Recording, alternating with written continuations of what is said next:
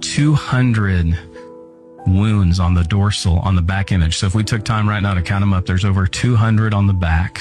There's 172 on the front.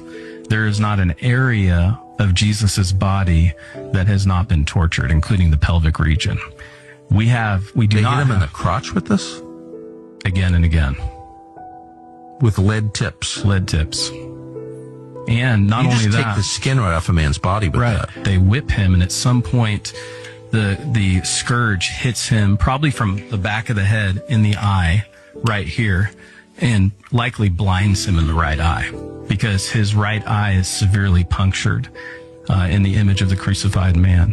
And also his left cheek, probably from the rod beating at Caiaphas' home, is also hugely, it's like he's been in a heavyweight boxing match. He can't see out of his right eye. His left cheek is raised. And so this is the flagrum. So this was before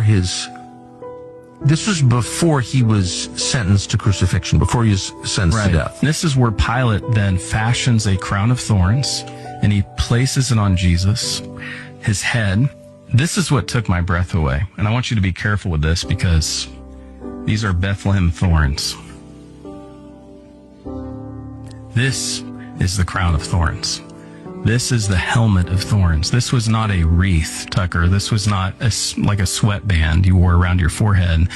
They fashioned this diabolical crown of thorns, these Bethlehem thorns, that when they dry, they're as sharp as nails. You can feel that. It pricks your finger right to the touch.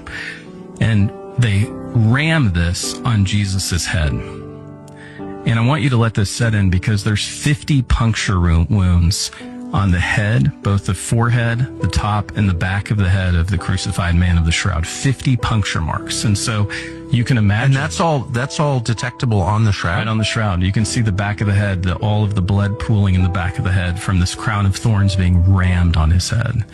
So Jesus has 700 scourge marks, and then they slam this on his head.